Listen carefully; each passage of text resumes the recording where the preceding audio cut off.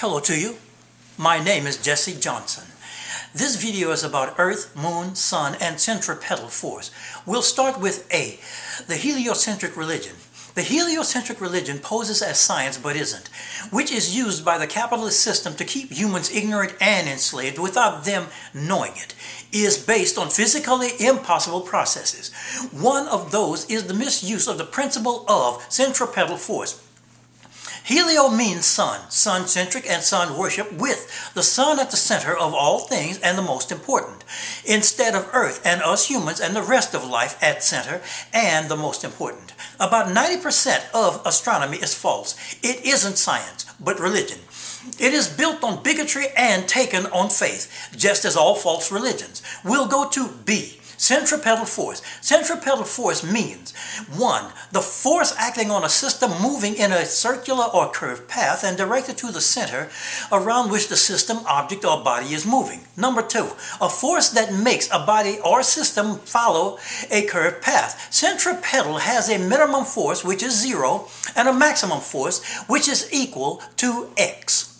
When the maximum centripetal force is reached and bypassed, even the smallest amount of tension, opposing tension force, and the system or body can no longer move around that center, and pieces and parts or wholes breaks away from each other.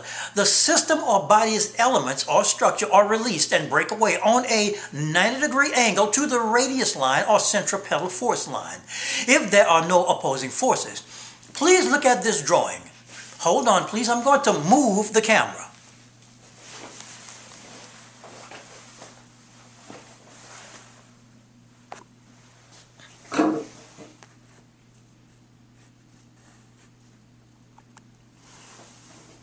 Now, to continue, we will start. Now, when the maximum centripetal force is reached and bypassed, even the smallest amount of tension force, opposing tension force, and the system or body can no longer move around that center, and pieces and parts or whole breaks away from each other. Now, please look at this drawing. Number 1. Number 1 is here, direction of spin. When a system, object, or body is not spinning or rotating, its centripetal and opposing tension forces is 0. If the system starts to rotate or is already rotating, it has a direction of spin of clockwise or counterclockwise, as you can see here, this arrow. Clockwise or counterclockwise. Number 2. Number 2 is here. Centripetal force line. That's right here. It points to the center. Now, number 2. Centripetal force is directed toward the center. It is the force of and from the compositional totality of atoms, atomic forces, and or field forces of its rotating system's makeup. Number 3. Number 3 is here. Opposing tension force line, opposing tension line, breakaway force. Now, number 3 here. The tension force, the opposing tension force, opposes the centripetal force along the same line of action. It is simultaneous and instant with the centripetal force. It's made from the energy, torque, turning force producing the velocity, speed, or acceleration of rotation per second as a measurement. We'll go to number 4 now, the radius line. Here's the radius line right here, radius line number 4. Now, the radius line and the centripetal force line are simultaneous, one and the same. We'll go to number 5. Number 5 is right here. The object breakaway point. That's right here where the arrow is pointing. Now, number 5. The centripetal force have a minimum of 0 force to a maximum limit of a force of x. Whatever that might be for a specific system or body. It is a point. Right here. It is a point. On the system, a system's almost infinite number of closed curved paths to the last circuit circumference curved path, which is number 6. We'll go to number 6 here. Curved path, number 6. Now, the curved or circular path that all elements of a rotating system or body from center to last circumference takes, whether it's a rope, bar, or field force or other system. Now we'll go to number 7. Number 7 is right here. The object direction path, number 7. The object direction path, that's this line right here with the arrow tip on it.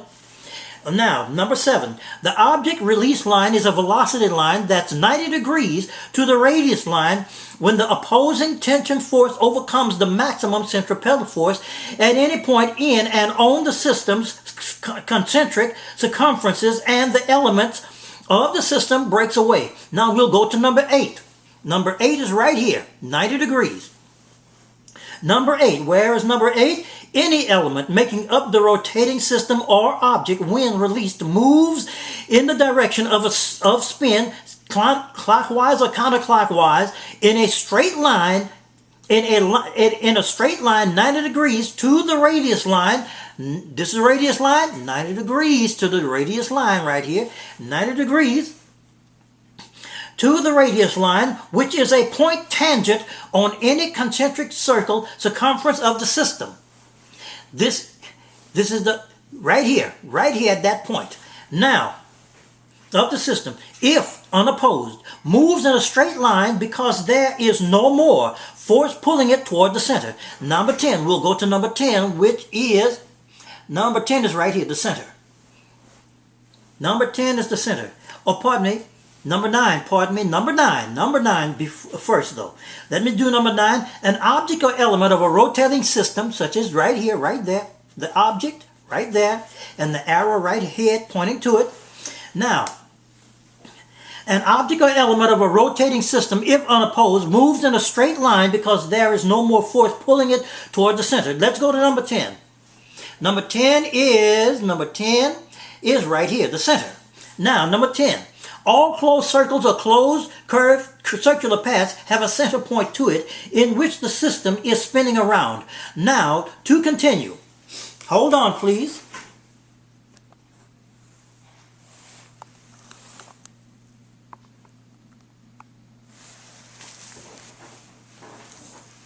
Hold on, please. Now,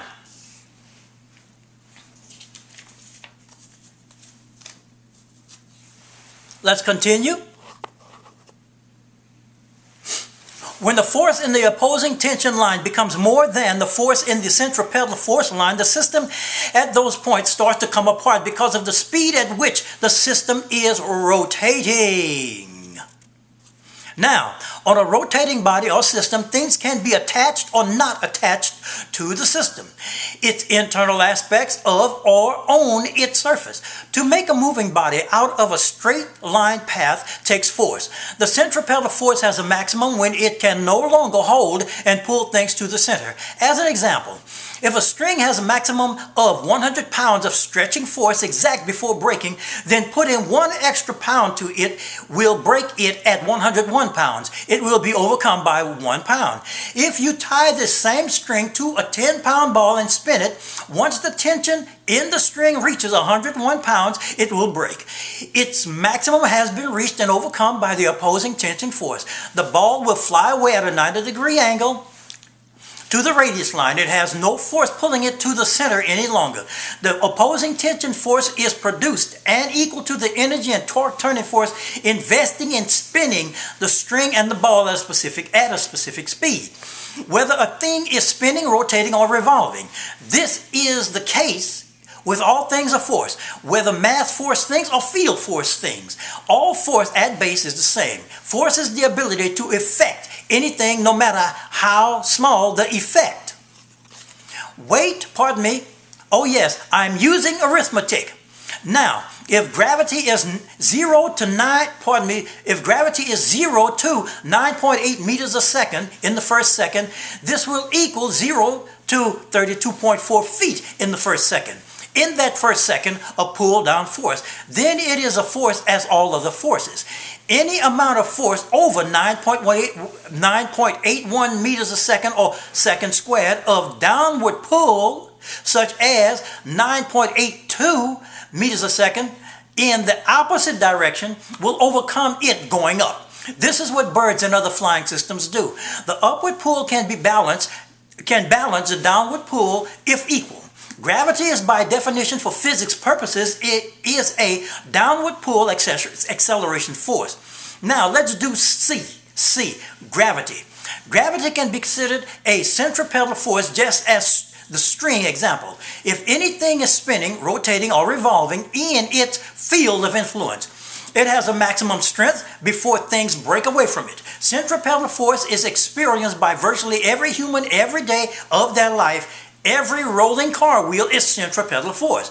Gravity is considered a downward acceleration field force on a 1 kilogram or 1,000 grams mass that gives it a weight of 2.2 pounds at the surface of the earth, which is pull down force. Weight is the effect of this field force on things. Now, gravity is equal to about 9 to 10 newtons of pull down force per each kilogram, or a force equal to 2.2 times 10 to the 5th power in dynes. This is a measurement of force. In other words, gravity has 9 to 10 newtons of pull down force to it in the first second on a 1 kilogram mass, making it 2.2 pounds.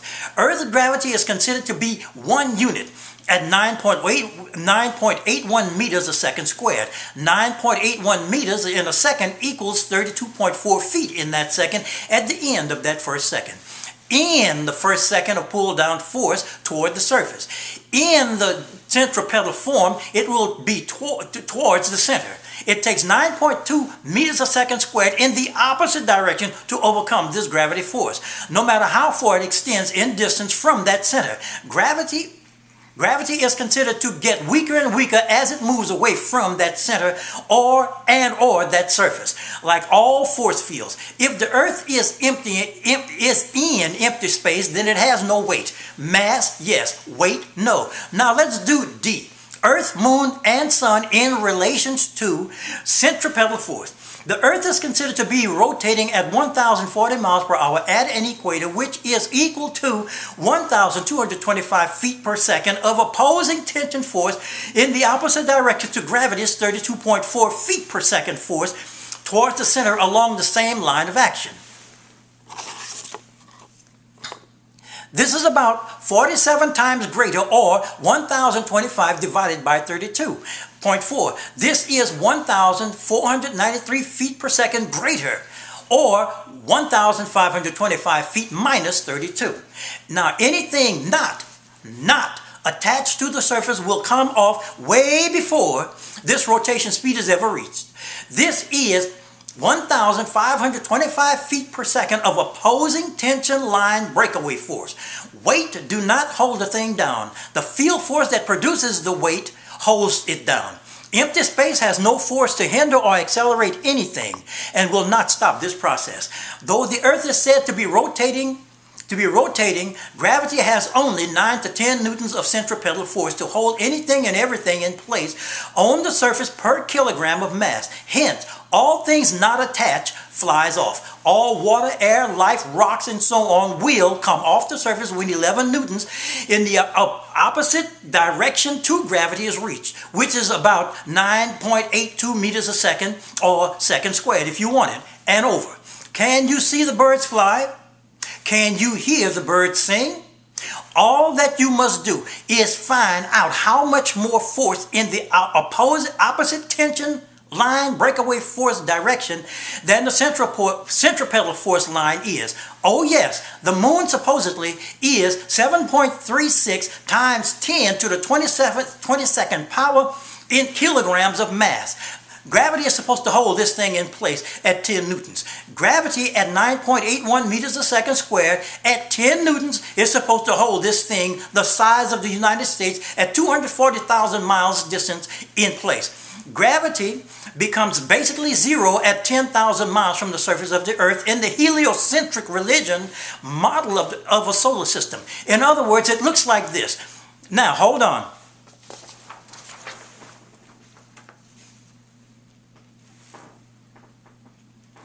Hold on, I'm going to move the camera. Hold on.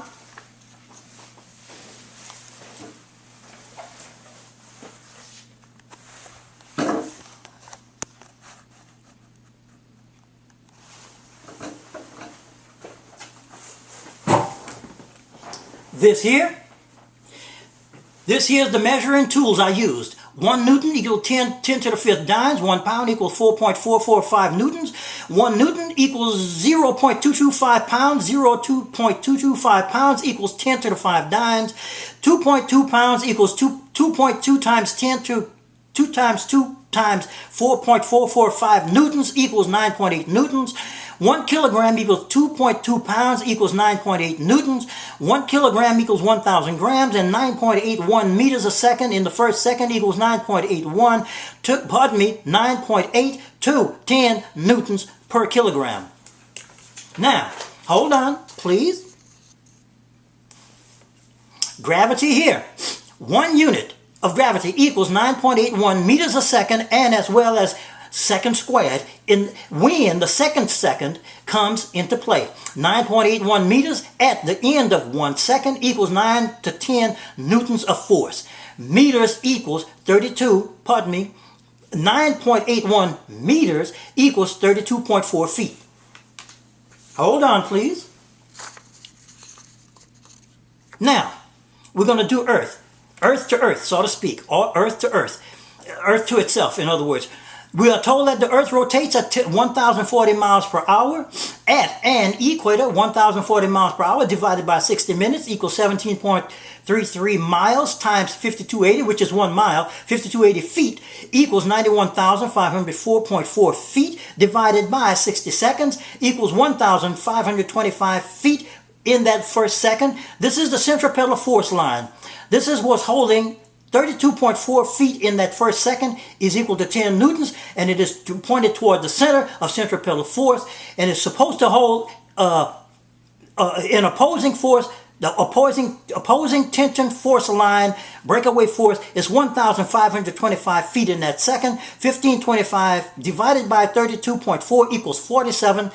In other words, 1 is supposed to hold 47 times its own strength in place at x. So 47 times 10 newtons that is, equals 470 newtons. 10 newtons is supposed to hold in place 470 newtons in the first second. Hold on, please. This, of course, is a physical impossibility. Let's do this one, which is this here is Earth to Moon.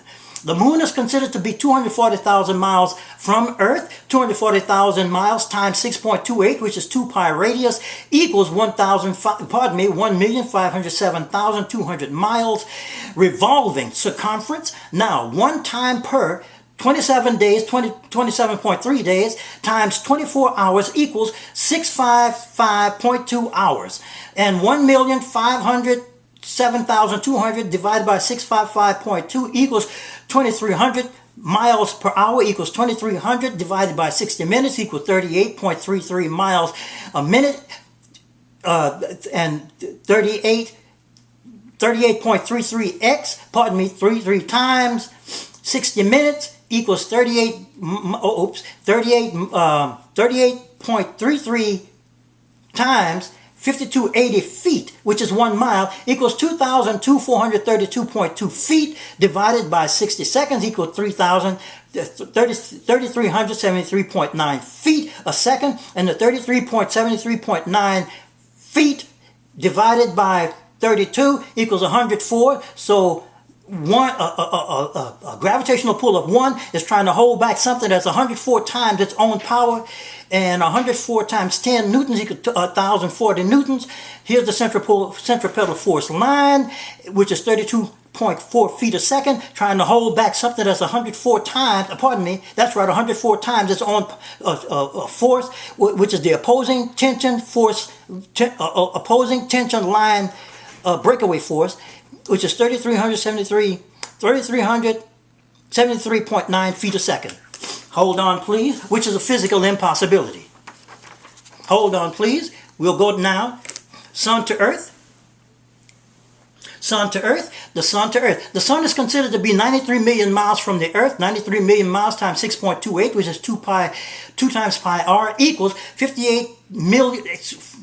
584,040,000 miles revolving circumference of the Earth divided by 365 days for one single revolution equals 1,600,000 miles divided by 24 hours equals 60 divided by 24 hours equals 66 1,666.6 miles divided by 60 minutes equals 1,111.1 miles a minute divided by 60 seconds equals 18.5 miles times 5280 feet, which is 1 mile, equals 97,768 feet a second. The sun's gravitational pull is considered to be 274 meters a second and second squared. So 274 divided by 9.81 equals 28. So a gravitational pull of 1 is supposedly holding back 28 times its strength. So therefore 278 meters times 39.7 inches equals a meter right here, equals 10,878 inches divided by 12 equals 906 feet, 906.5 feet. So we have the centripetal force of 906 feet of gravity of the sun trying to hold back at x 97,768 feet at second of opposing tension line breakaway force, which is 906 feet divided into 97,000 equals 108 times. So we have one single thing, one unit of the sun's strength trying to hold back 108 times its opposing force, which is a physical impossibility. Now, hold on, please. I want to thank everybody for listening and watching, and have a very good day, young people and old, everybody. That's all people.